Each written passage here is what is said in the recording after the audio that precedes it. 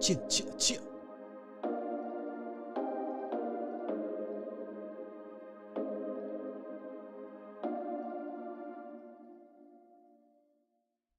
Giving you the real from A to Z surrounding the Dallas Cowboys.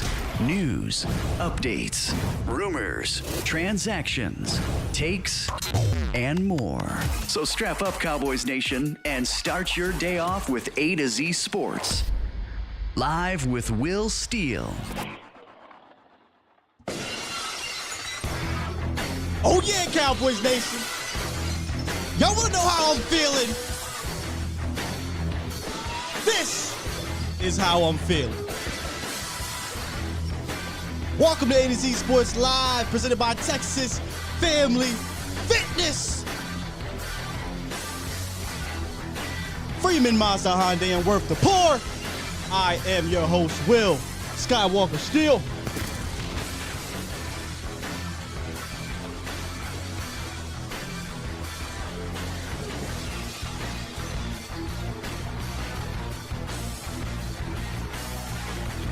If you loving this Jayron Kearse signing, give me a hell yeah. I'm ready. Oh, I'm ready today. Listen. And I'm going to let this ride too. Best believe. Okay? This is without a shadow of a doubt the best Cowboys offseason move since AT&T's final game in January. No doubt about it. Okay? And why rattlesnake? Because I think Jayron Kearse is the rattlesnake of the Cowboys. He don't give a damn about your feelings. He comes, he raises hell, and he leaves. He runs, he hits, he talks shit. Yeah, I'm feeling it today. I'm feeling it today. Yes, yes. He is the rattlesnake of this defense. Okay? He is the leader. He is the anti-hero. I'm ready. Y'all ready? I had to bring it in, man. I had to bring it in like that because I am excited, Cowboys Nation. That's right, as you guys know. Jayron Kearse re-signs with the Dallas Cowboys, and the contract is amazing. And we'll get into that. Okay, we'll get into all of that. But the energy, y'all feel that? I feel that because I think that Jayron Kearse, I said it yesterday, was the piece of the puzzle that you could not afford to have not return to this defense, at least at the top end of the defense, because of his importance. Okay, and he's here. And we're going to talk about it. We're going to talk about the contract. We're going to talk about why I think this was the best thing for the Cowboys, what makes it the best thing for the Cowboys later. And I've said this a number of times here on this channel of why, but I'll reiterate that later, right? And then I'm going to give you guys two veterans that I think will elevate this defense now that you have Jayron Kearse back. And I think they need to do it. I think they need to go all in on this thing. Okay? All right? With that said, let me get some shout-outs, man. I hope y'all feeling that energy like I'm feeling that energy. I came in with some, didn't I? We got Steven. Hold up. We got Ian Cardis. We got Trip Aces, Below the Heavens. What's up? Matt Goddix, Phil, 2 Trill, Big PP James. Whoa, wait a minute. Pause. Wait a minute. Come on, James. You can't have no YouTube name like that, fam. Frankly, Frank, what's up? Wayne, Tom Downey, burner account, Jeremy Miller, Professor O, Moat Mosley, Ignacio Al, Jeremy Miller, Eric Stinson, shout out 717, Boss Barnes, A. Lou, Phil 2, you crazy. Captain America, Sin City Cowboy, Alpha Mason, what's going on? Jermaine Underwood and Joseph Timms over here on YouTube. On Facebook, Cedric Betts. What's up, Cedric Betts? Tariq in the building. Who else we got here? D.A. Lee, Tim Garcia. How you doing? Chuck P. D.A. We got D.A. Tide, Hill, Devin D, and Tim Garcia. And Joseph J. Hall. Yeah, I'm feeling it today. As y'all can see, got the Austin 316. You know, this actually was inspired by Kevin Owens yesterday. Kevin Owens is going to WrestleMania. He's probably going to be fighting Stone Cold Steve Austin in some sort of way.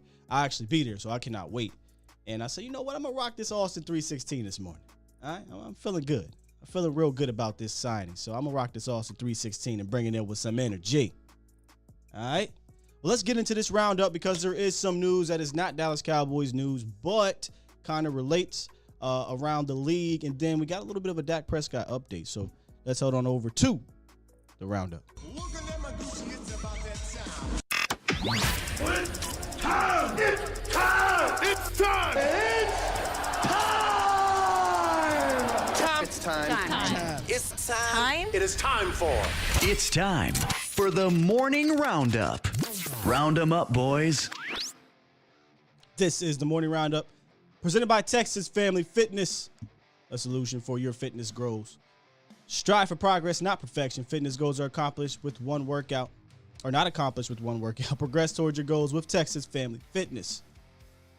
Check out any of the 9 locations in the DFW area or visit TexasFamilyFitness.com for more information on how to sign up and all their deals that they have rolling throughout the year. One more time, if you're excited for this signing. Hell yeah! I said give me a hell yeah! Feeling good, man. Feeling good. All right, so yesterday the Zadarius Smith thing came up. I said I wasn't feeling it. I didn't think this was real. And now he's visiting the Minnesota Vikings. And it does not mean he's going to sign, but if you look at his Twitter, sounds like something's moving here. Now, I could be wrong. He could have signed already. You know, y'all let me know. When I start this show, I don't pay attention to Twitter anymore. But it's looking like Zadarius Smith will be a Minnesota Viking. Maybe. I'm not going to say he is, but it is feeling that way. So there goes that guy, which, again, I didn't think they would add more money to that position anyway. I feel like it would have been an overload where they should start turning their attention to defensive tackle, linebacker, and safety, and they just got their safety. Matt Ryan, more NFC news that kind of affects the Cowboys, I guess. Matt Ryan has been traded to the Indianapolis Colts for a third-round pick, 2022 third-round pick. It kind of got a laugh at the Washington football people. They traded, what, 2 2s, 2 3s, something of the sort, to get Carson Wentz when they could have just traded a third and got Matt Ryan. Kind of funny, man. They don't know what they want to do there. They also missed out on Deshaun Watson, potentially trading a bunch of picks to get Deshaun Watson if they would have just waited a few more days. So I'm laughing at our NFC East rivals there. But Matt Ryan out of the NFC East, or NFC going to the AFC, where everyone just seems to be flowing over there this offseason. Kind of crazy. But for the Falcons, it's going to cost them $40 million. Dead cap space. Ooh, it's the largest dead cap hit in NFL history by, I believe, $7 million from what I read. So this looks like full-on tank mode for the Falcons. Now, they did sign Marcus Mariota to be their sheep, I guess, for this year until they draft a guy likely next year. Or they could draft a guy this year, who knows, but probably next year because the quarterback class this year isn't all that great. But I like the fit for Matt Ryan in Indianapolis. This is the 6th consecutive quarterback they would have had, different quarterback, in the last 6 years. That's not ideal, but they find themselves being competitive with these quarterbacks. It's very similar to where they picked up Phillip Rivers. And I believe they went to the playoffs with Rivers. So I like their defense. They got a great running game. Now maybe they can sneak a Julio Jones, Odell Beckham, somebody come help out Michael Pittman Jr. at wide receiver. And the Colts, I think, could be, a team that's going to be a tough out. I don't think they're a Super Bowl team, but a team that'll be a tough out. Then we have a Dak Prescott update. Dak was at an event yesterday at Walk-Ons. I believe people were donating to his Faith Fight Finish charity. And he answered some questions from some of the reporters that went down there, one being John Machota. And they asked him about his shoulder injury, and it seems as though his shoulder is fine. He says, Dak Prescott said his left shoulder is doing better after the offseason surgery. He's throwing a couple times per week. He expects to have a normal offseason.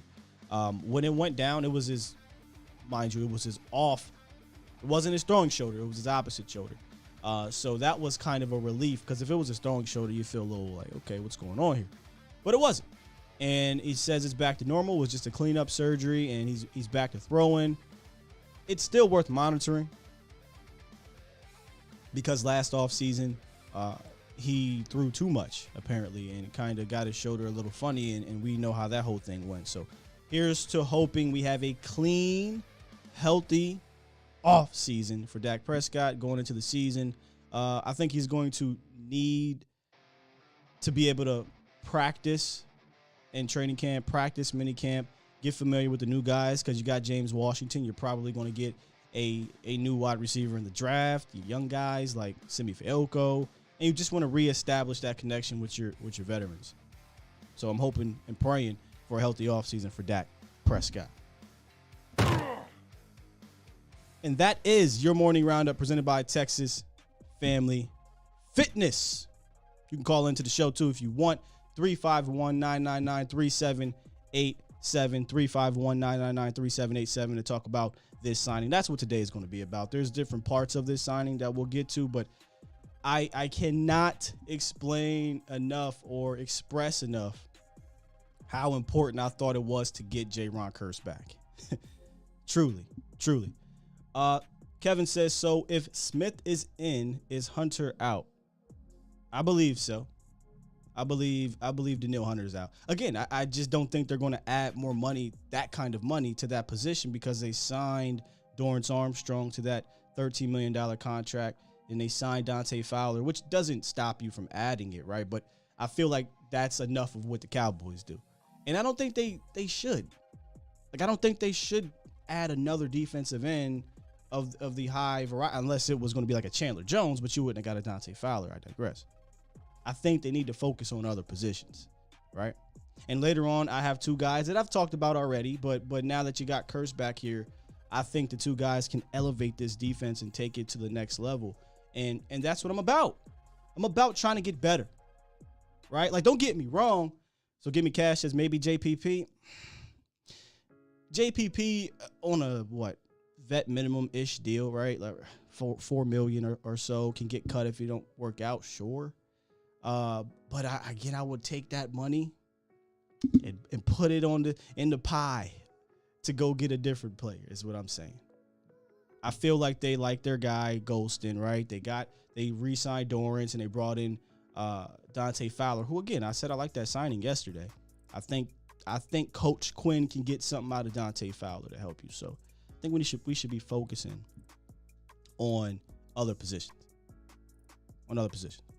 But before I get to the phone lines, because I do have a call here, if you guys recall, I had Barry Church on a few weeks ago, maybe a month ago or so, and we talked specifically about Jayron Kearse. I'm going to go ahead and play this clip so you can hear a former Cowboy, a productive safety in this league, kind of explain why he was so good with Dallas and why he was so important with Dallas and why I've been beating the drum for him. And again, I'm not saying to pay him the whole bunch of money, and they didn't. They got a really damn good deal. So kudos and shout out to our guy, Catboy. He won this one. So listen to Barry Church on Jayron Kearse earlier. A guy like Jayron Kearse, a safety who we got, I think he was in his 6th year when we got him. Mm-hmm. And before that, he was really kind of a special teams guy. You know, in Minnesota, in Detroit, he was one of those core special teams guys. He may see the field every now and then on third down situations as kind of like a dime linebacker, but there was no, inkling that this guy would be something special. So we got him on a low deal to come to Dallas, primarily, I think, for special teams. But he was able to show the type of leadership and his playing ability during training camp, and he caught the eye of a Dan Quinn. And Dan Quinn put that guy, I'm talking about Jayron Kearse, in one of the best positions that he could and really maximize his potential out there. I mean, the guy was locking up tight ends. He was playing great along the line of scrimmage. In the deep part of the field, he isn't as good, but he's definitely able to go back there and do things. He's not, just a terrible in-the-box type safety, right, kind of like how I was. But this guy can kind of have the best of both worlds, and Dan Quinn was able to get the most out of him. But I think that Jayron Kearse was one of the top 2 most important players on that defense, period. And, he was given that task to wear the green dot and be the quarterback of the defense, and he kind of turned into that leader. But how common is it for a safety to get that responsibility, to be the green dot guy, or one step further, a brand new guy who's never played with that coordinator? How common is that? That it's rare. It's extremely rare, and I don't care if you're Tyrann Mathieu, Earl Thomas. Safeties rarely get to wear the green dot. And in fact, in my playing career, I don't know if I've ever been across a safety that was able to wear a green dot. Because at that linebacker position, which the guys that are usually wearing the green dot and giving all the calls, basically the quarterback of the defense, you get to recall everything to both sides, either the back end or the D-line if you're that linebacker. But being a safety and having to be able to communicate all the way down to the D-line and recall everything to everybody, it's extremely hard. And it just goes to show you how much faith and trust that Dan Quinn had in the Jayron Kearse to be able to give him that responsibility, to be able to say, okay, when the ball is hiked or when the ball, or you guys are in the huddle, we want you to be able to give the call to everybody on the field, whether it's D-line, linebackers, corners, all that. And he did a hell of a job at that. Yes, he did. He did one hell of a job at that. In fact, such a great job, I thought it was a high priority to bring him back. So now the question becomes, what would you grade the Jayron Kearse deal? And here goes, Kearse cashing in. But as you guys give me your grades, let me tell you about this week's ride of the week, which is from Freeman Hyundai, not Freeman Mazda, Freeman Hyundai, the 2022 Hyundai Kona. Subcompact SUVs are hot these days, combining the features of their larger counterparts with city-friendly dimensions and wallet-friendly price tags. And a few manufacturers have embraced the ever-growing category with as many choices as Hyundai. The 2022 Hyundai Kona is available in 4 trim levels, ranging from well-equipped base SC trim to the loaded limited, along with the sporty N-line version. And this is a great vehicle on gas mileage. They give you 30 city, 35 highway, backup camera, Apple CarPlay, Android Auto, which I think should be standard in all vehicles. And again, it has a very affordable price. For more information, check out freemanhyundai.com or visit Freeman Hyundai in Irving, Texas. So the deal was a 2-year, $10 million deal, can go up to $11 million with incentives, which makes it a $5 to $5.5 million per year. That is fantastic. A plus all the way around. I don't know how it can be any type of negative grade here.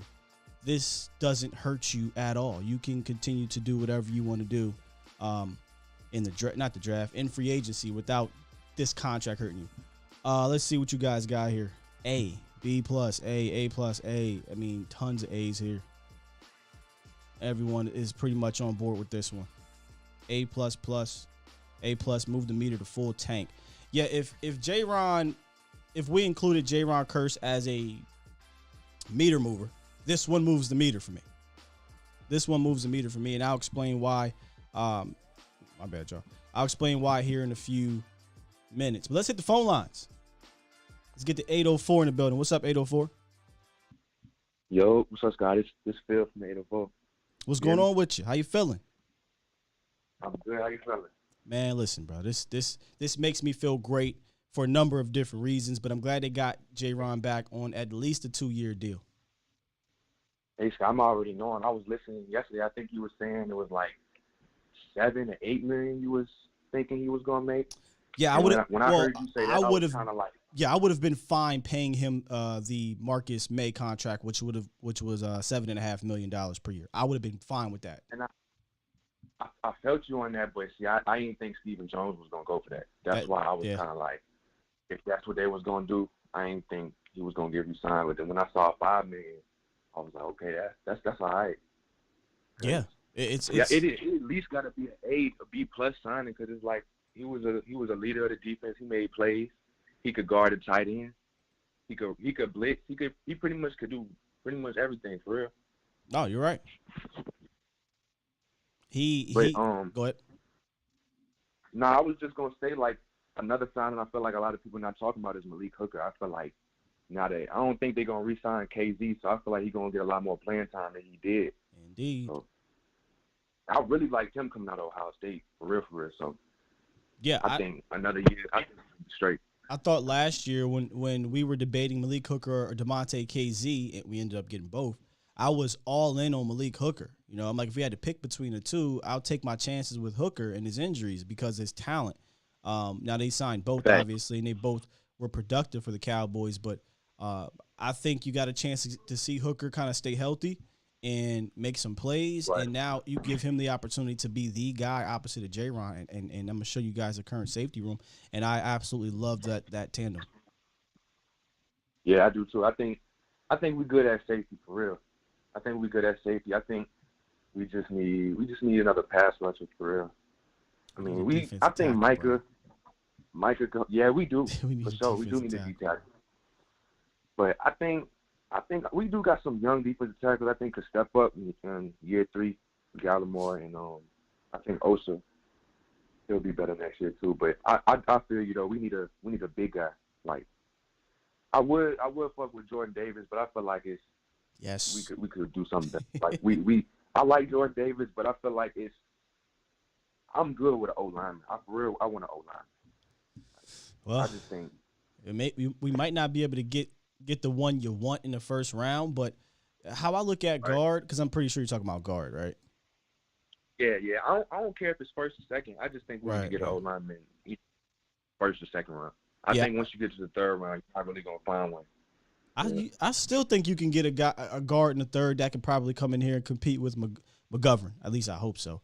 But yeah, I think the beauty of guard is it's one of those plug and play type of positions. Right. Other than that, yeah, I don't really see them making any other moves. I mean, we got money, but I just don't see them really doing nothing too crazy because Stephen Jones, you can't really. I know, but I'm gonna try to talk life into that 1% of it possibly happening here in a few minutes. He is doing some good things as far as like making cap room, but it's like when you looking at it and it's like he's not doing nothing with the money. It's like, what's the point of making room if you're not doing nothing? Well, their motto, their philosophy is create the cap room to use on your own guys. So if it's not going to be on high-level free agents this year, it'll be spent next year on re-signing guys or extending guys, et cetera, et cetera. Yeah. But now that's all I got. That's all I got. All right, man. I'm gonna start trying to call in a little more. Yeah, man. I don't really be having much to say. When stuff like this happen, I'm gonna call in more. Hey, you're welcome as always, fam. All right. Appreciate you. Bro. You too. Yeah, let's go ahead and take a look at that safety room if I have it pulled up here. Yeah. So this is just such a good deal. So many different ways. Financially, continuity. You keep the talent back there. You don't pigeonhole yourself when it comes to doesn't matter in the draft, and I'll get to that in a second. But I think being able to keep Jayron Kearse and Malik Hooker on the back end another year under Dan Quinn, it's just it goes beyond the statistics. And a lot of national media really, they don't understand the importance of Jayron Kearse. Now, Ryan Clark did. If you guys remember, Ryan Clark came out when the Cowboys beat the Vikings and said, hey, the most important thing that happened in this game had nothing to do with young Micah in regards to the play. It had to do with Jayron Kearse wearing a green dot. And I just think having these two guys back there last year, right, we talked about the safety room being the deepest in a long time. You added KZ there. And I think it was very deep. It had a lot of depth. And those guys kind of rotated aside from Jayron Kearse. Now, I don't know that you necessarily need to rotate Malik Hooker a ton with another free safety. But Donovan Wilson, if Donovan Wilson is your third guy playing that Jeff Heath role, that is a hell of a missile to have as a Jeff Heath type of role. Now, I'm not saying he's Jeff Heath. He's better. I'm saying when the Cowboys' safety rotation was at its best, they had that third guy that could come in. I'm not counting on Dono, though, because of obviously the injury concerns. But as when it comes to the starters, Jayron, Malik, a healthy Malik, I love this one. How y'all feeling about Jayron Kearse and Malik Hooker as your starting safeties going into 2022? We could stand possibly to add another player via the draft or free agency, a vet possibly, but I want to create competition, but I also want Jayron and Malik to know going in, y'all are my guys. So go out there and act like it. Yeah, Tyler Coyle, I believe, is either A, on the practice squad I don't think he's on the roster. I think he's practice squad if I'm not mistaken. I'm not, again, guys, when it comes to like undrafted guys like that, that would just be kind of a shot in the dark or lightning in a bottle. If it happens, awesome. But I don't think he's cracking the top 3 at all. He's going to have to battle with Mukuamu or battle with another free agent safety they bring in or battle with the drafted guy they bring in. So how y'all feeling about this? Let's see. Tom says, this is the best I felt about the safety room in over a decade. Yeah.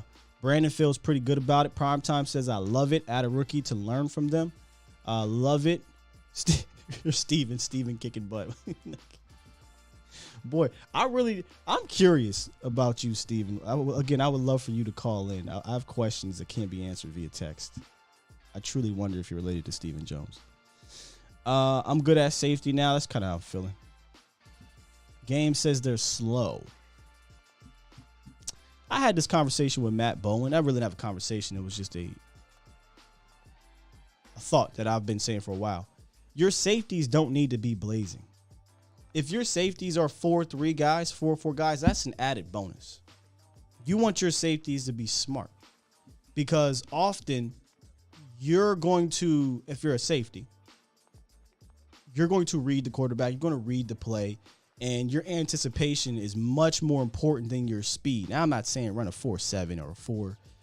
I think actually Kearse might have ran a 4.7. But I'm not saying, we run a 5.0 or 4.9 or something like that. But what I'm saying is if you are smart, you can be where the ball is going to be no matter what.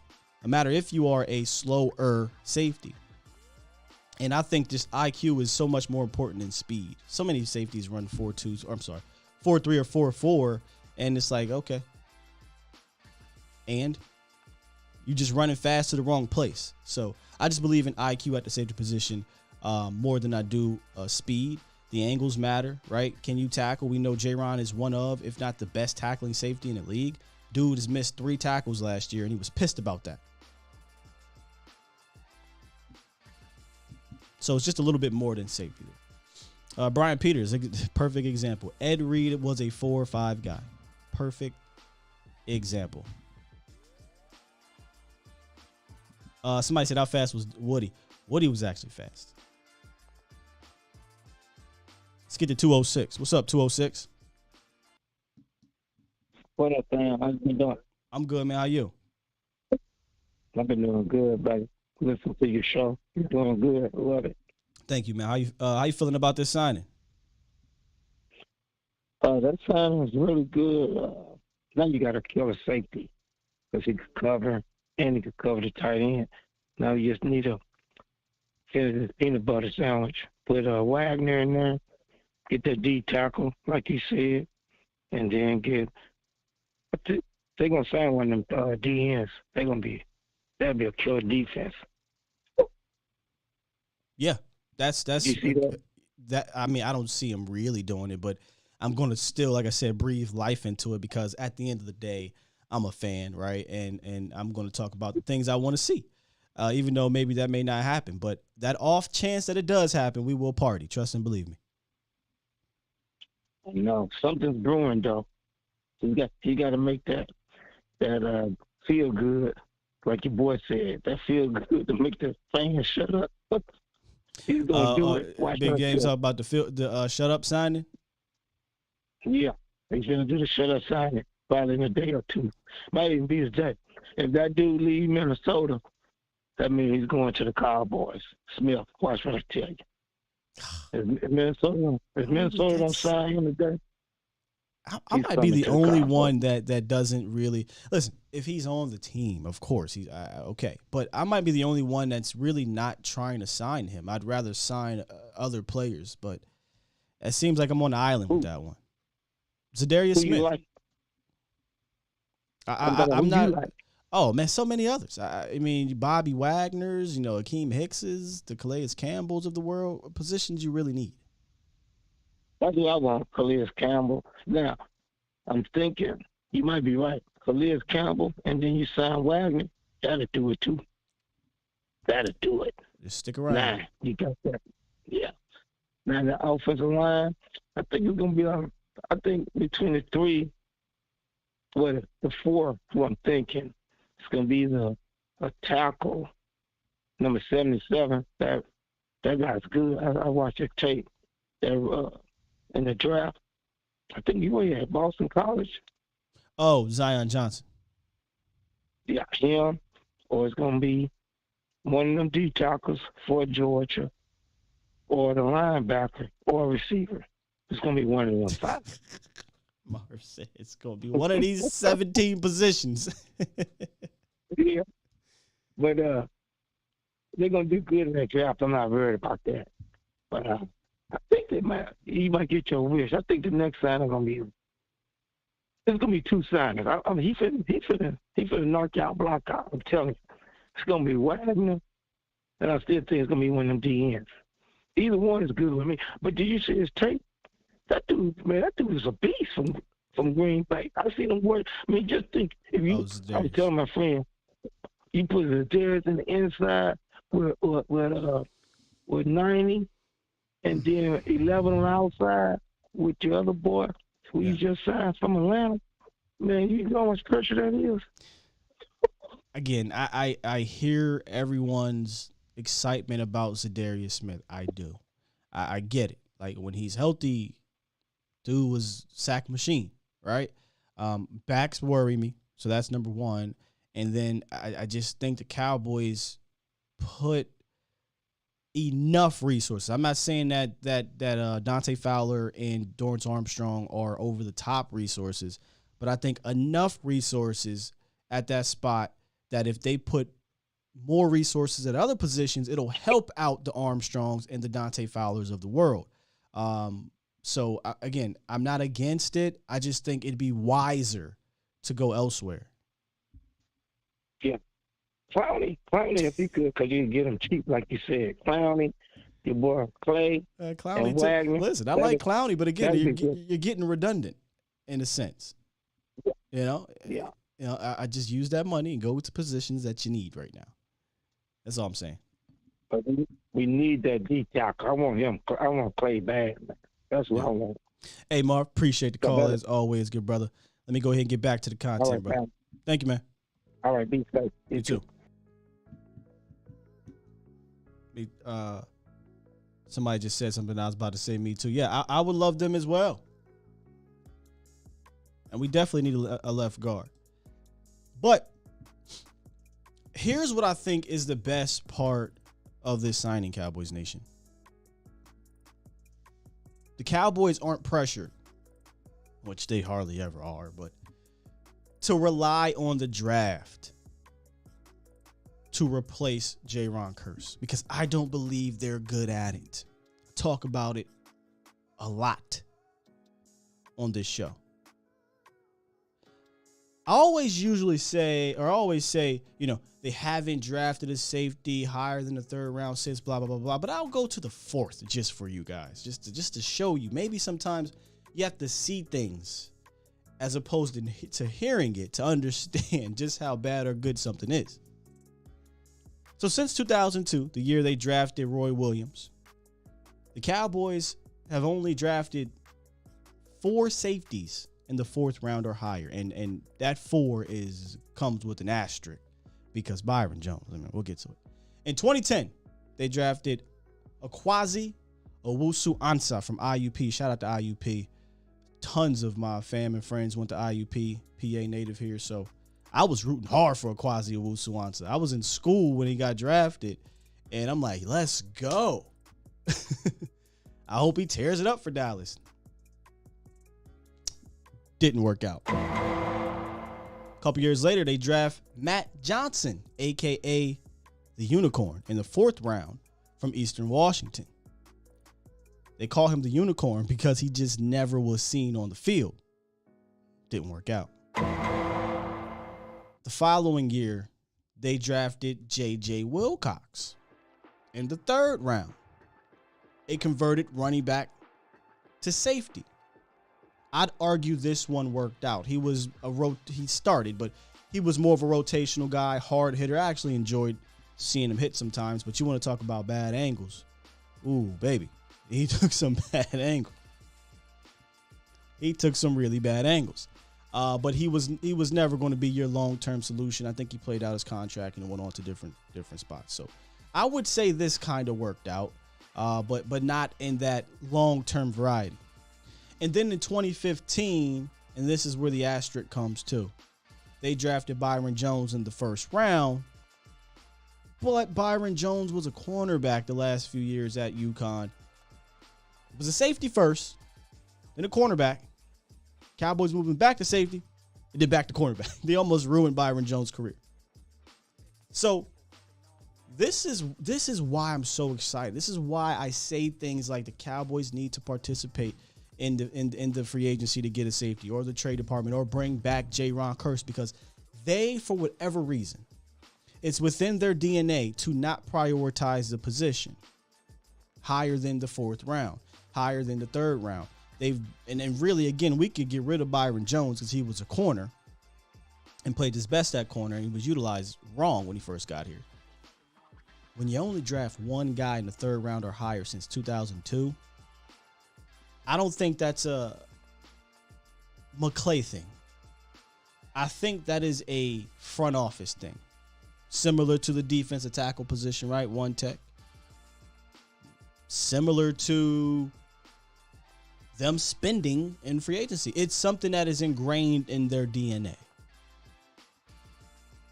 So that's why I'm happy as all hell. And I started to show off like this.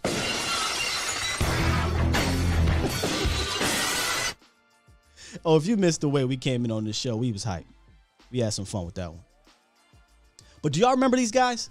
Akwazi Wusu-Ansah, Matt Johnson. And it's hard to remember Matt Johnson didn't do crap. Same thing with Akwazi Wusu. I mean, he played, but JJ, we all remember JJ. And then, of course, Byron. Just not a great track record of safeties. Not a great track record. Now, where they have been hitting, if you want to use the term hitting, or where they have been consistent since JJ, is the sixth round. That's where they feel most comfortable taking a safety. Maybe it's because they're like, hey, we'll get lucky. We'll get a special teams guy out of it, or whatever. They drafted Kayvon Frazier, sixth round. They drafted Donovan Wilson, sixth round. And they drafted Israel Mukuamu, sixth round. Maybe they'll get another safety in the sixth round this year, but there's no way in hell they're taking. So all you Daxton Hill fans, ain't happening. It's not happening. That Georgia safety, Professor O, what's the cat's name? Sign or somebody that ran like a 4.3 or something like that. Likely going to go in the top 2 or 3 rounds. Ain't happening. Y'all want the Baylor kid? Ain't happening. It's just not happening. Got a super chat here. Super chat. Appreciate you, Sully. He says, every safety you name is later rounds in a small school. Shaking my head. If it's later rounds, at least go Power 5. Now, I will say this, Sully. That was pre Will McClay. Will McClay is not a fan of the small school guys, so you're right. At least go Power 5. And I was thinking that, too, when I was putting it together. I'm like, damn it. Georgia Southern, Eastern Washington, IUP. What is the fascination with those safeties? Not saying you can't get a guy out of a small school, but if I'm going to take a chance, I mean, I'm taking a chance on a guy from Power 5. Sign. Thank you. Scene. Okay, I can't never pronounce that. So Scene. So he's a guy I don't think is happening. Tom says, Scott, do you remember the plethora of undrafted free agents that they tried to fill the safety role? I remember guys like, was it Alan Ball? I almost put a graphic together just to show you the safety issues we've had over the years. Who was the other cat? Alan Ball. I think he was back and forth between corner. Obviously, the Jeff Heaths of the world. Now, I think their last free agent hit at safety was Gerald Sensenball. I think Gerald signed like a 4-year deal, maybe 5-year deal after having a really good career or year in Jacksonville. And I thought Sensenball was cool. I thought Sensenball, he wasn't a bad signing. Thought he fulfilled his role. Yeah, we talk about Xavier Woods. Yeah, that's another one. Ahmad Dixon. Is that the cat from Oregon? Abram Elam. Oh, my gosh. Oh, yeah, who was the other guy we signed from Pittsburgh? Didn't even make it out. Ha Clinton Dix is another one who didn't make it out.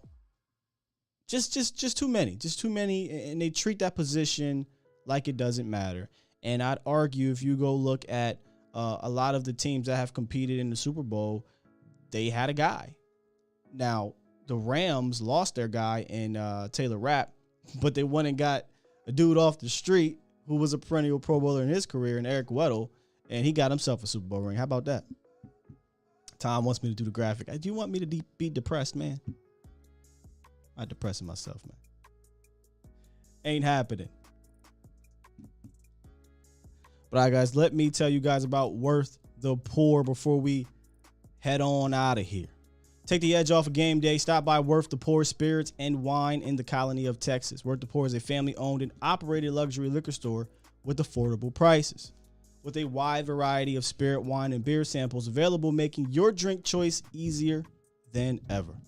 And for that game day party that won't end, they even offer liquor deliveries to all of Denton County. If you live outside of Denton County and you want to schedule delivery, just call Worth the Poor, pass along your zip code, they'll schedule a delivery. Or download Worth the Poor app and schedule your delivery today. Visit worththepoor.com.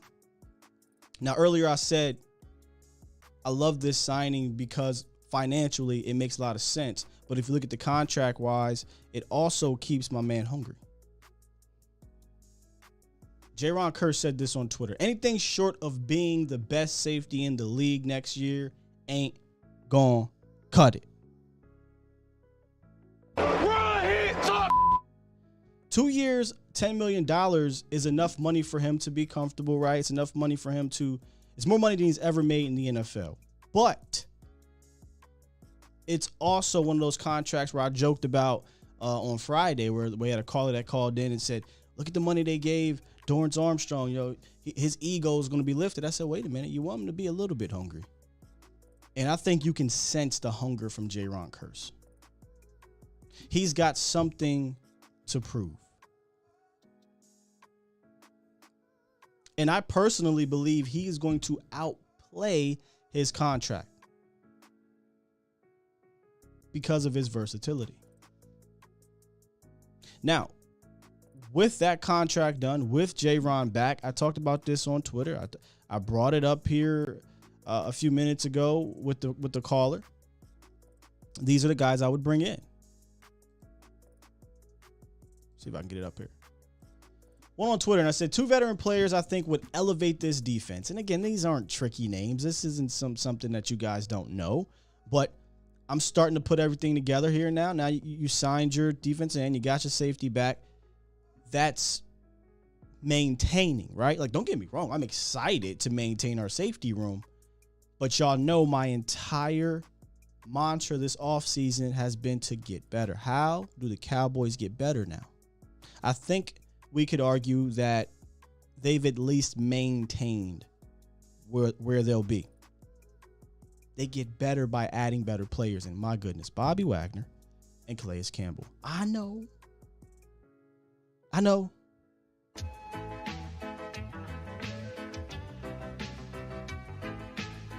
I get it.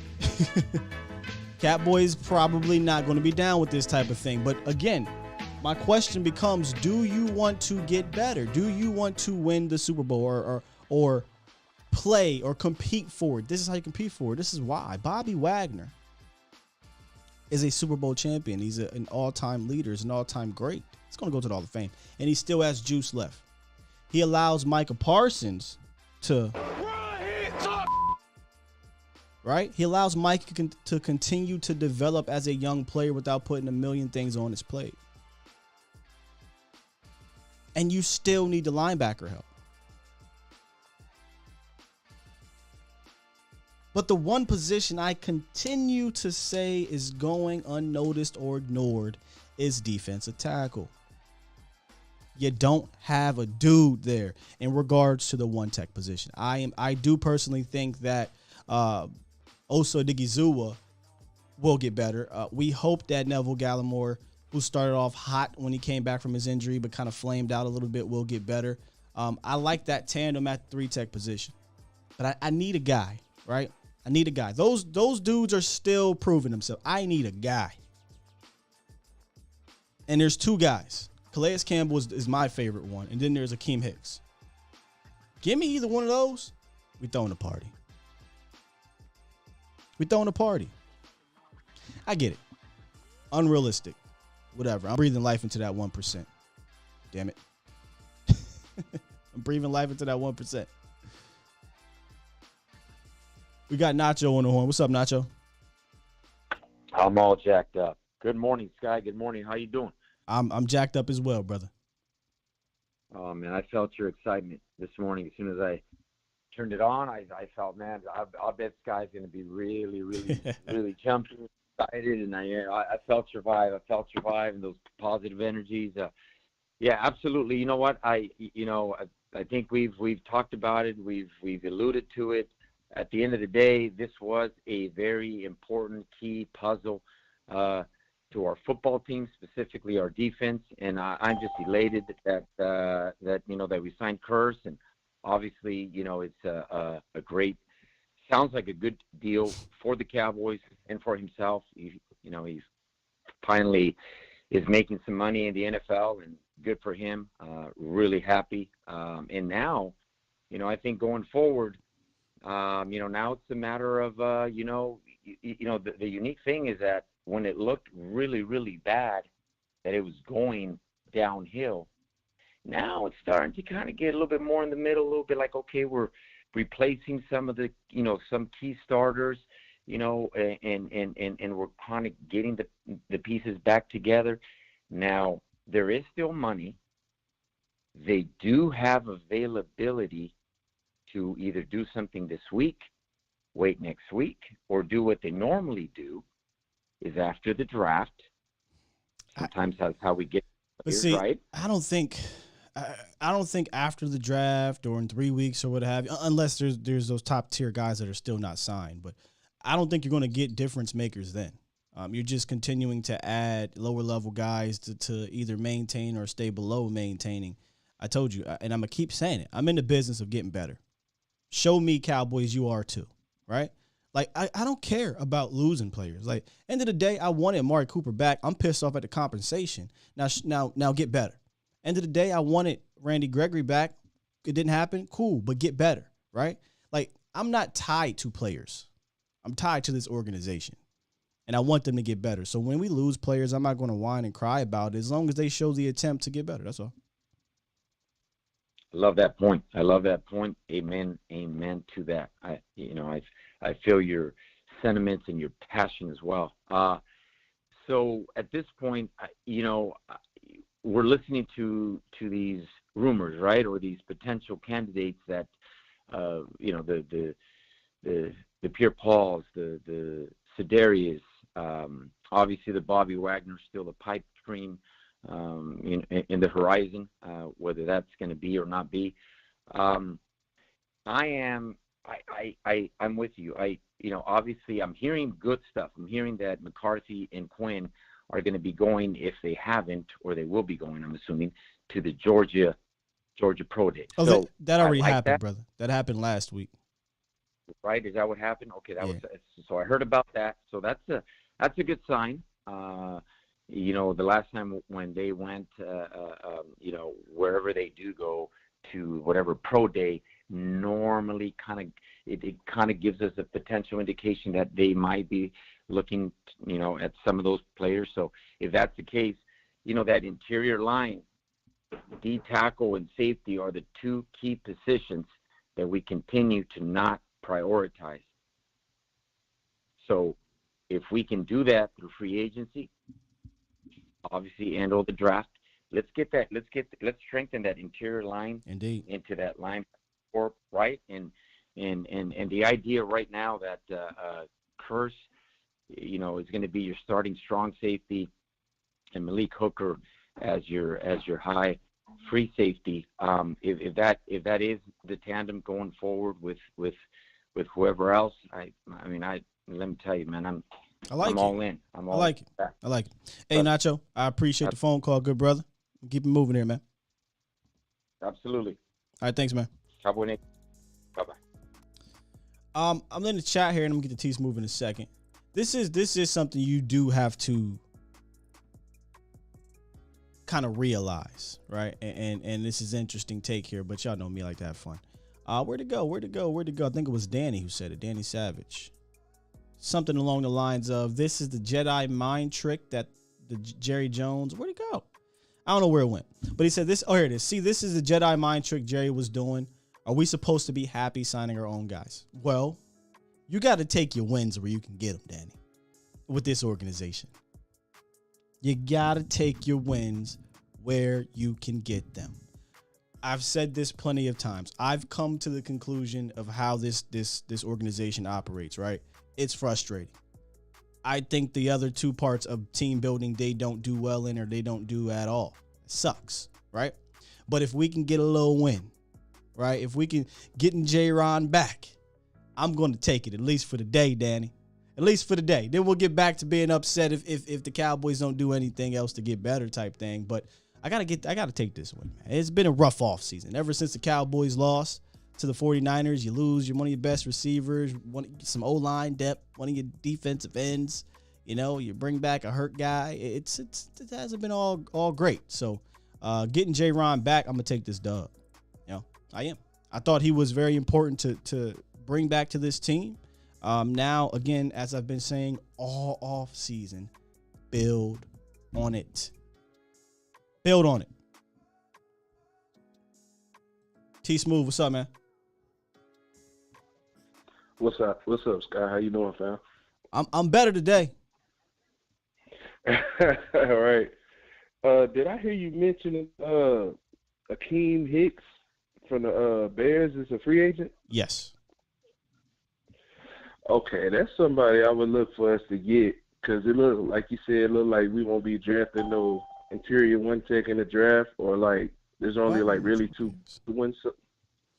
There's a couple. Am I right on that? There's a handful of guys, but maybe that's where they decide to go. But that hasn't been their MO. Maybe Dan Quinn switches that up though. Right, because the D tackles we have currently on our roster are more three techs, and we'll be forcing them to play one, and which is really not their strong point. But I like how the team is so far on defense. Of course, there's a couple more pieces we can pick with the Wagner. And JPP is somebody they might be looking to get after the draft, because nobody's really looking at him. You know what the JPP move would remind me of? Maybe it'll work out. I'm saying that because I know we're not gonna get a Zadarius Smith, you know. So that's somebody we'll be lined up to get for probably $4-5 million. But he so played. That's why he played on like a $13 million, $14 million contract the last 2 years. We got to understand, you know, how much does he want? Number one. Number two, like I was saying, a JPP signing would remind me of the Everson Griffin signing, right? Older veteran. He done made all his money, and he got 2 Super Bowls. So he just what that got to do? I don't know. I get what you're saying. What that you right, fam. You know what I'm saying? Definitely. Look. Let me put you in the mind of JPP. Probably. Yeah, I got my Super Bowl. Yeah, I made some money. But if I'm going to come to an organization that ain't won jack shit in 30 years, at least pay me. 100. I mean, you're right. But I like the last few moves we made, re-signing Kearse, and then in the draft, I want to just go ahead and get an O-line in the first round. Here's how I want to do it: O-line, receiver, linebacker. What you think about that? Any order, I think I'd be okay with. Receiver, I might scoff at in round one, depending who it is. Because as we stand right now, and I know you're not supposed to just draft by need. You need interior line help. You just do. And linebacker. Like I'm not leaning on no damn Leighton Vander Esch. In fact, I'm hoping like hell they draft a linebacker early that can come in and beat him out. And your linebackers are Jabril Cox, Micah Parsons, and that young guy. Right. That's all I had this morning. I'm going to continue to listen, man. Keep up, man. Keep doing what you're doing. Thank you, brother. Appreciate you, T Smooth. Take it easy. 100. I feel you in the chat, Danny. I feel you. But you've been hearing me, right? Like, I am about getting better. Does bringing back the same guys make you better? No. But there are certain players you do need to bring back on the way to getting better. Jayron's one. That's all I'm saying. That's all I'm saying. Don Terry Poe. So Michael H. believes Don Terry Poe is equivalent to a JPP signing. Chris probably believes Robert Quinn. Yeah, that's the thing. JPP would be interesting. You know, rotator cuff surgery, 33, 34 years old. He really don't like Dallas either. That's interesting. Now, granted, you know, money talks. But I remember the times when he was in New York and he talked mad shit on Dallas. Like, he hates Dallas. But he's not in New York no more. He's older. He's probably like, man, that petty stuff is behind me, right? Quay Walker. Yeah, I mean, there's the first 3 rounds. There are so many linebackers I would love to have on this team. I'm not hype about getting LVE back. That's a body at this point to me. I mean, he's a body when you don't have him. So I guess, but I'm looking to get better at that spot. And one of these young guys, Chad Muma. I hate to have guys I like in the draft because I get attached. He's one I'm attached to. I like Quay Walker. Obviously the Nakobe Deans and whatnot. But Troy Anderson would be fun. I get Troy in that 3rd round. That'd be fun. That'd be fun. 520, what you got for us? 520, what you got for us, man? You live. You over there building something. Is this Mark Holmes?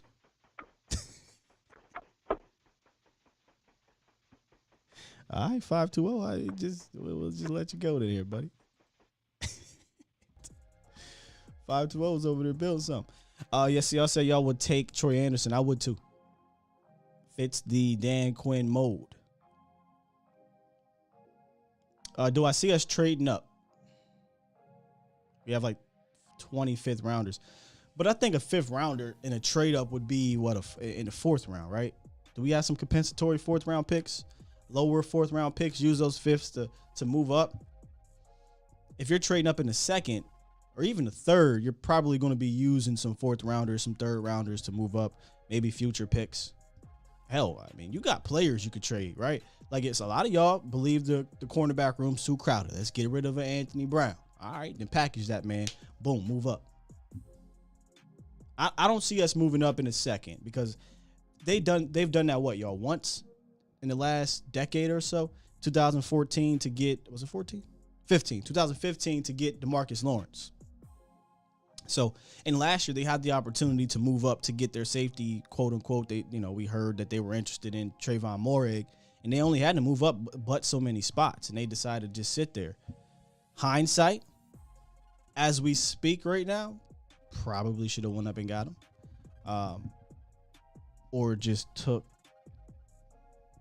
Samuel Jr. I like you, boss, man. I just need to see something this year, brother. I just need to see something. Yeah, I don't know what 520 is doing, man. Let's see what he's doing. 520. 520, you still there? AD? He's still building. Bob the Builder, all right. Oh, wait a minute. I can hear you now, man. What's up? What's up, man? First time caller, man, but I'm always listening to the show. Thank you, man. Welcome to the show. Are you building something in the background? Yeah, I'm driving to work, man. I work on the base down here, the military base. Got you. Be safe out there. How's it going, though? Oh, man, it's going good. Hey, I'm happy they signed Jayron Kearse, though. I'm happy. So what do you think about all the moves right now? So you got Jayron coming, well, not all of them, the bigger ones. Jayron coming back, James Washington the signing, and then Dante Fowler. Oh, man, I'm not really sure about the Dante Fowler signing, man. How I look at it is that the NFC, as a whole, I feel like they've gotten weaker. It feels that way, doesn't it? Huh? I said it feels that way, doesn't it?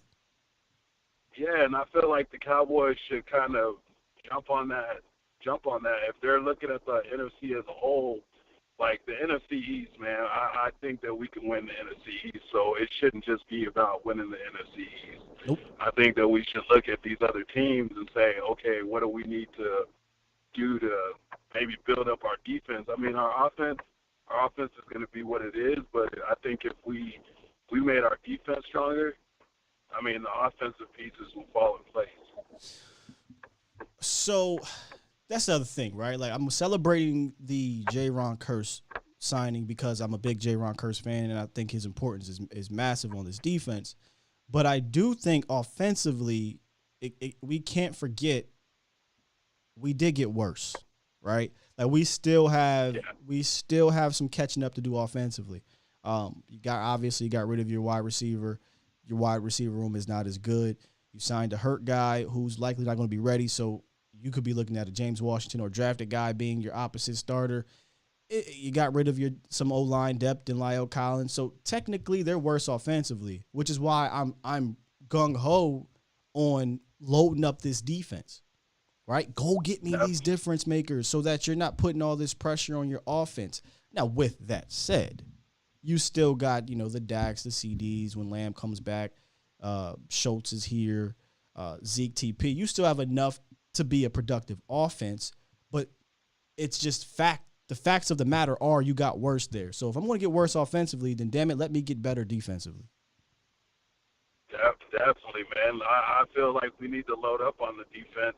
I mean, I was a little upset that we let go of Amari because he's productive, but you have those dog receivers sometimes that, just make impact plays, and I feel like Amari sometimes he was just too quiet. I mean, I feel like he's a good receiver, but he was just too quiet sometimes where I needed him to step into those roles and just be like, hey, I'm the dog out here. Ain't nobody going to stop me. And, I mean, maybe that falls on Dak because, Amari can't throw the ball to himself. But, I feel like he should be in Dak's ear like, hey, look, I'm that dude. Get me the ball. But, he wasn't that guy that's going to step up and be like, hey, Dak, go get me the ball. He did that before, right? Like, if we all forget when he came over, the infamous play, which I'm sure this happened more often than not, but the infamous play against the Eagles, right? They called another one of those stupid comeback routes, and I think it was Amari who said, no, don't run this.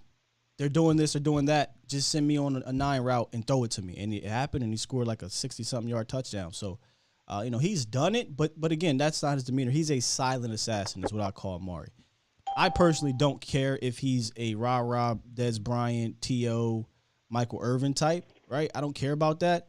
Is Cooper Kupp a Dez Bryant rah-rah type? Is Justin Jefferson? Is Devontae Adams? No. Marvin Harrison's, I can go on and on, right? But what happens with those guys is they have schemes and they have coordinators and quarterbacks that feature them. So I don't really care about him not being rah-rah. And if we look at in Dallas, we don't know what the hell we want. All right. They get upset Amari's too quiet, get upset Dez and T.O. are too loud. So we don't know what we want over here. Yeah. Man, I appreciate you letting me get up in there, though. Yeah, no problem. In the chat, man. No problem. Appreciate you calling in, man. Feel free to call in more often. Yes, sir. Have a good one. You too. Randy Moss was silent, says Fran. That's interesting. Randy Moss, from what I remember, I don't know how old you are, Fran, and I'm not trying to say that I'm some old guy, but I don't recall Randy Moss being quiet. I'll say that. Or silent.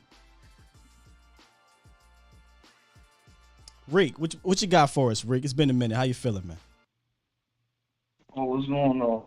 What's going on, Scott? What's going on, Cowboy Nation and all that, man? Yeah, I ain't been on in a minute. Yo, man, I got to check, old boy, man. Don't talk about Amari like that, dog. Mario's good. Mario's good to us, man. Watch your mouth, player. Watch your mouth. Don't come up in here with that, man. Kellen Moore the same dude as Scott Linehan was, man. How you gonna have a problem with your number one receiver, bro? You sound crazy, brother. Come on, man. Don't come up in here with that. You feed your number one receiver, man. And you spent the first round draft pick. Everybody forgetting this dude came in and changed our 3 and 5 season around. It sounds like to me, Reed. It sounds like to me, Reed, what people the gripe they have with Amari Cooper is his demeanor, and what I think that is the collective, losing for the last 26 years, not having real success. As Cowboy fans, we've become conditioned to blame somebody. Like, it just is. You know what I'm saying? Like, if the Cowboys were successful, if the Cowboys had some inkling of success over the last 5 years, I'm not even going to say 26 years, 5 years, right? Deep playoff runs, get to the Super Bowl, hell, win one. I don't think anyone is tripping about what happened last year. But because we didn't have that success, we lost the way we lost, which, by the way, Amari Cooper was good in that game, but I digress. We got to find somebody to blame because we're conditioned. And Amari Cooper's the next guy up. That's all. And my thing is like this: the same dude that the Stephen Jones, Baby Nuts Jones, Cat Boy, whatever y'all want to call this dude, wasn't he the first? Wasn't he the main one pumping his chest out? The year after he grabbed traded for Amari. Yeah. Like, oh yeah, we got our first round draft pick. He's the same dude, wasn't he? This is what he said. He said, well, what you going to be doing, Stephen Jones, during the first round, since you guys don't have a first round pick? I'm going to be watching Amari Cooper highlights because that's our first rounder. Yeah, look at me. Sir. And he really rode that. He rode that trade for 4 straight years. Like, see, I did this. Okay. Yeah, man, Stephen full of it, man. Stephen full of it. I think, not to be disrespectful to Jerry Jones, the man getting older. He might be getting a little, just a little bit senile about things. You know what I'm saying? You can see it coming on a little bit, but I'm not gonna disrespect the man, because he's still a tycoon. But my thing is like this: Stephen needs to understand what he out here doing. He might be good at the numbers, but as far as negotiating with these players and being the good dude to these players, like just because you don't know how to negotiate that good, don't mean you got to be treat these players like they ain't nothing. You trying to treat these players like they inmates for real.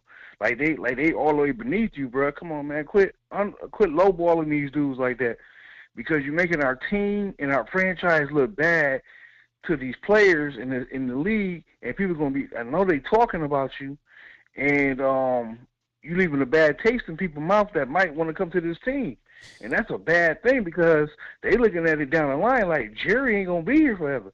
We're gonna have to come up here and deal with Steven. You know what I'm saying? And he gotta understand you don't want. That last part is important, right? We don't really know the full extent of how he operates, how it affects the outside free agents. We don't know because a lot of the guys we get are guys that just aren't going to garner a ton of attention in free agency. So he's not really competing against a bunch of other teams. He's small contracts, right? So we don't really know if a Bobby Wagner even wants to come here. Does he want to get, quote unquote, disrespected? Because that's what DeMarcus Lawrence said. He said it was disrespectful what he offered me. And he said, just please release me. And Steven said, all right, cool. Let me go rap to, Daddy. And Daddy said, get this done. So how often does that happen? And that's what I'm saying. Because it's just all keep it real, man. We can see that, Stephen Jones got a pattern. You know what I'm saying? He don't want nobody. It's funny that they got that clause in part of the clause saying that they can't say bad stuff about the team in the media. It's like I can't be frustrated with the team and say something. Come on, man. Wait a minute. Wait. You said there's a clause in their contract that says that? Yeah, I thought it was. I could have swore I heard when somebody was reading it off saying that's some it's a dictator certain type of shit. clause that they can't. Yeah, that's what I'm saying. That they can't say something. I'm not going to say something bad towards the team. I ain't never. And I'm like, I always wondered. That's what I'm saying. Somebody was reading it off. The same thing that I guess that was a part of what that was attached to like Randy Gregg. Randy Gregg. No. We're not gonna do that. Of the clause. No. No, I'm saying. I always wondered why they got mad. Like Stephen Jones got mad with people. I'm saying it like this. I always wonder why Stephen Jones got mad at people for like being too rah-rah or saying if somebody. I've never seen anybody like really say anything bad to where it's like, you know what I mean, management wasn't doing their job, and people always talking bad when they leave in Dallas about, oh yeah, they the people upstairs controlling who get the ball. Like it kind of goes hand in hand a little bit, because the reason I'm saying this is because why is Dez saying that when he left? They controlling what's going on. Why is Beasley saying that? You know what I mean? So and let's be real. Know what I mean? You're speculating. You're not saying that this is a thing. You're speculating that there's a clause in the contract that doesn't allow you to speak out, right? Because what you're saying is very serious, and I don't believe that to be true.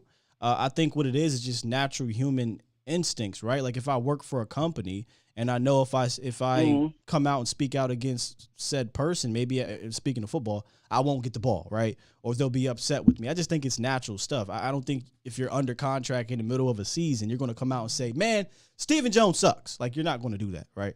Now, if I leave the company, I don't have to hold back. I can say what I got to say because I don't have to deal with any consequences.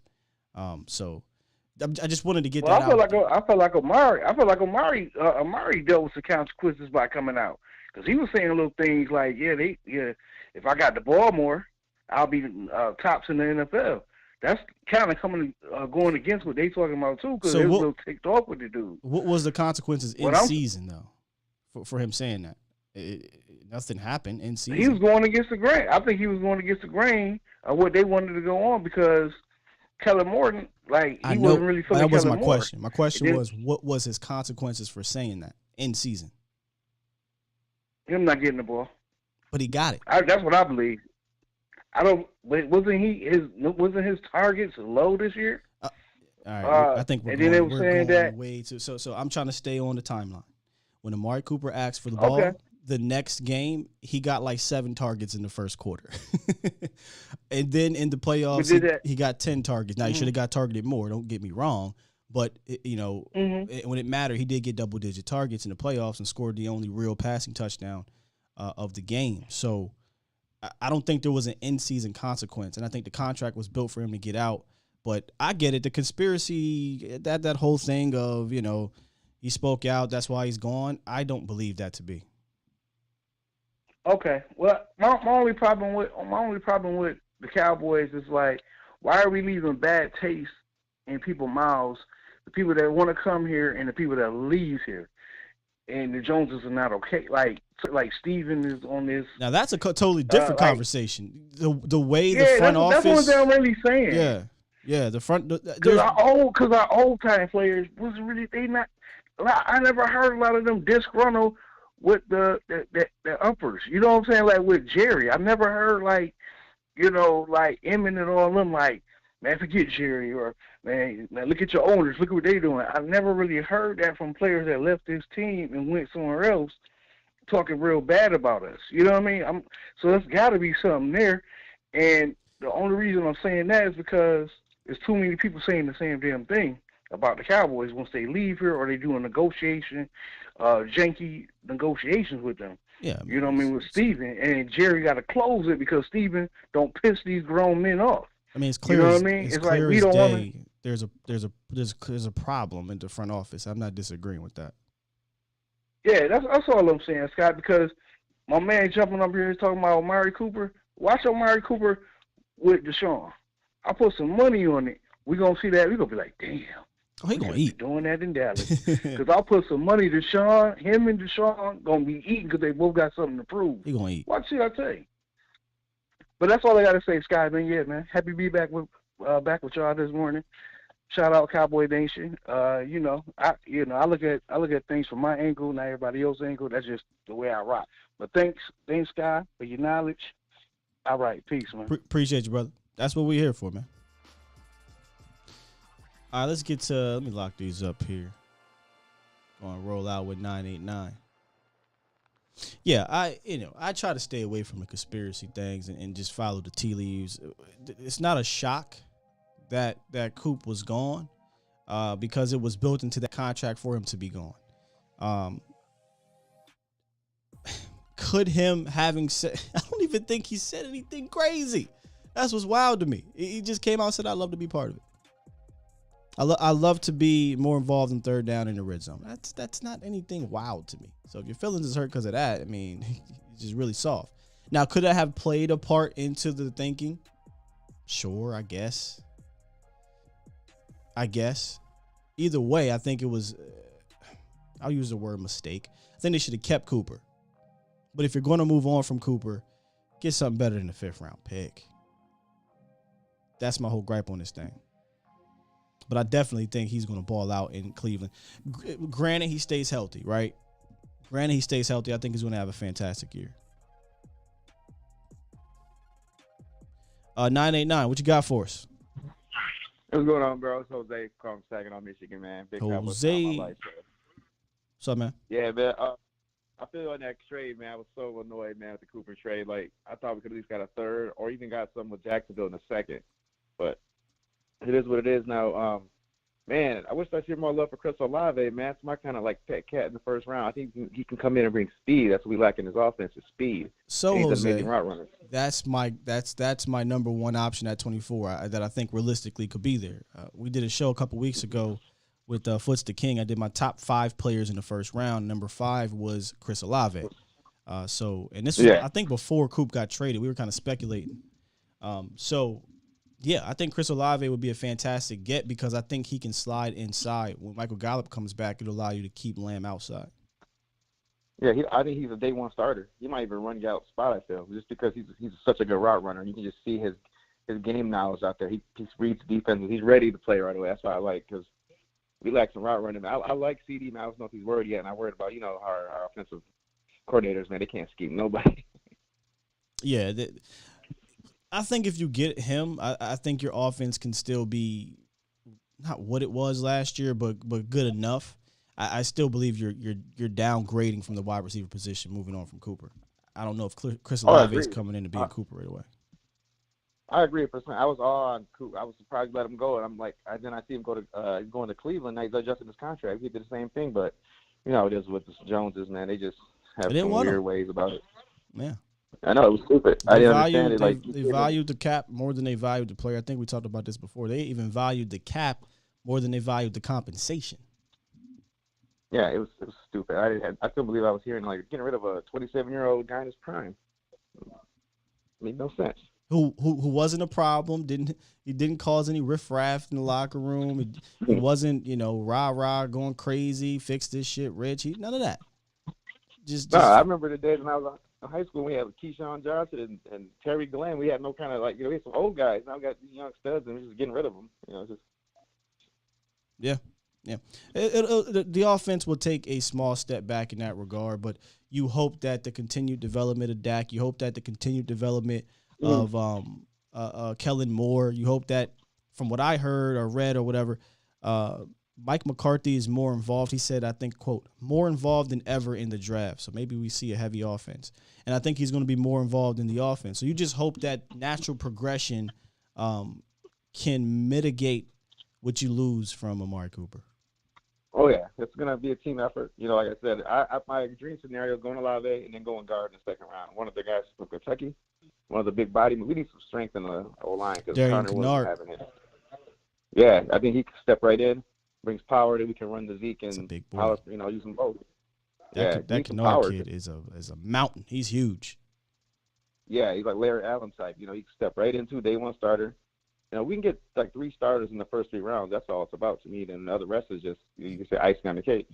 You might need to, because we're not signing guys in the free agency to be here longer than a year, maybe 2, right? So you need to get you some cheap labor that can start. And we understand it. Low key, it is a flawed system that the Cowboys are working with, but it is what it is. So now you got to find some starters. I think you got to find a starting linebacker, right? At least I hope so. I think you got to find a starting defensive tackle and a starting offensive guard. You gotta find one. Yeah, because last year you seen it. All 40 others did is blitz that left side, and Dak had no time. Like with the combination of Connor Williams and Beatish, it was terrible. They just did it all day, and they could get nothing going on. It was embarrassing. Yeah. Like I said before, man, it puts a ton of pressure on you to be perfect, really, in the draft almost. And I said this yesterday. Those guys need time to develop. So that's why I'm heavy on getting players here in free agency to help you fill in those gaps of the development, right? Like Osa. If Osa doesn't come in year 2 and he's not this Pro Bowler, you can't be upset. He's a 3rd-round pick, a little bit undersized, trying to figure out his way. And maybe in year 3 or 4 he becomes that guy. But you decided to lean on that, and you got kind of just okay play when you could have just signed a guy that come in here and give you immediate impact. So, it's a game of Russian roulette, I think. Yeah, I know it's ridiculous. We never keep any continuity. Guys are leaving. And I'm kind of, at least we got our safety room, right? We're keeping Hooker, we're keeping Kearse back. Yeah. So that was huge, losing, so we'll see what they do at DM, like we're talking about, man. Like, I know you watch the draft show with Jeff Kavanaugh, and they talk about Carl Appius and all that. He ain't going to be there, so. It's a lot of DEs. I actually am going to knock defensive end need down just slightly, only because they signed Dante Fowler, but it doesn't get knocked out because that's just a 1-year gap filler, right? Yeah. He's a bridge player, so you technically still need a guy. And then they also signed Dorrance, and they also have Golston, so I think they might look at defensive end like, all right, we cool. We don't need to take that in round 1, especially at 24. But if they get a value pick at 24 at defensive end, it'd be hard to pass up on. But yeah, like one of those guys falls, you got to do it. Best play available, you got to. Yeah. 100%. All right, man. Is that all you got for us today? Yeah, all right, Scott, man. I'll check y'all, man. I always appreciate the show, man. Do good things, man. Thank you, brother. Appreciate it. Good calls today. Good conversation in the chat as well. Make sure y'all hit that like button. If you're in here, make sure y'all subscribe. If you haven't, share this thing. We are starting to kind of get back. Why did that happen? Get back into the swing of things here now. Get some action going. What y'all talking about here in this chat? Are you guys still talking about Coop? I understand, we're still feeling the after effects of it. So I'll let y'all go ahead and rock with that Coop stuff. Stephen White says, we're working with a 2 to 3 year window. Coaches and Dak are all tied together, make or break. I think 2 3 year window with who? Not with Mike. Mike's working with a 1 year window. And he might have to be looking over his shoulder because we keep screaming Sean Payton. What if it's Dan Quinn, y'all? What if it's Dan Quinn that is the coach in waiting? We already heard Jerry Jones say Dan Quinn is worthy, right? He came out and said the coaches would love to coach the Dallas Cowboys, which was silly to say. And if Quinn continues to get more and more say defensively, maybe that shows that his power means more than Mike McCarthy. So just keep an eye on that. Keep an eye on how the rest of this offseason goes. Keep an eye on the draft, right? And obviously keep an eye on what Jerry Jones has to say about it. Don't you do that to me, Tom, talking about or Kellen Moore. No, sir. No, sir. We will not have Kellen Moore as the head coach of this team. I will talk that into existence, meaning not having him as a head coach. He ain't ready. Pizza Boy not ready.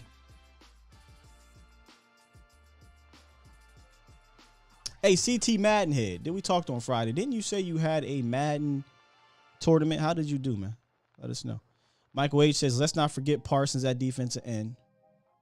I got to feel it at some point in Parsons' career, he will be a full-time defensive end. But I'm not ready for that right now, Mike. Like, I want to keep him kind of in that dual role. But he's also part of the rotation, which kind of goes with my thought process of, hey, they might just be done at defensive end in free agency. I don't have the graphic, but you got D-Law, you got Golston, Armstrong, Dante Fowler, and then you can bring down Micah Parsons in pass rush situations. So they might be done free agency.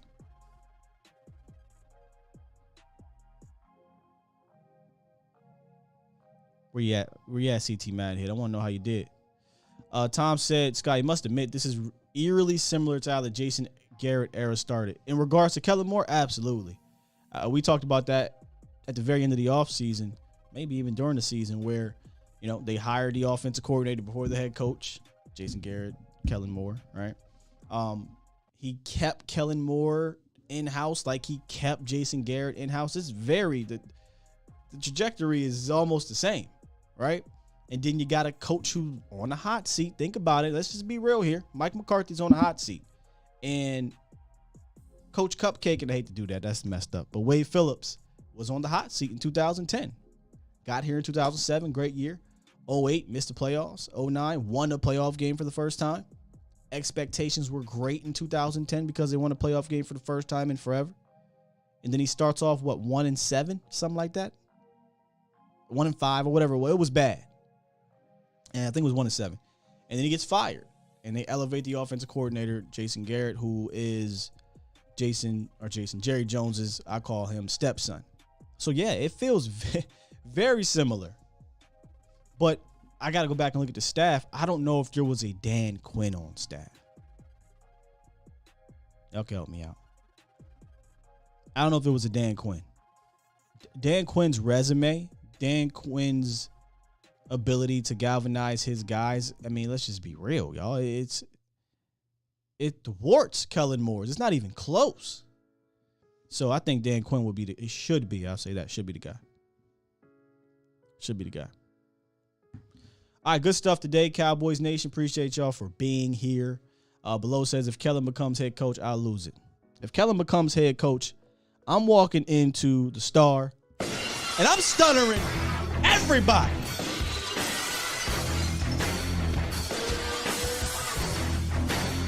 I'm stuttering everybody if Kellen Moore becomes... No.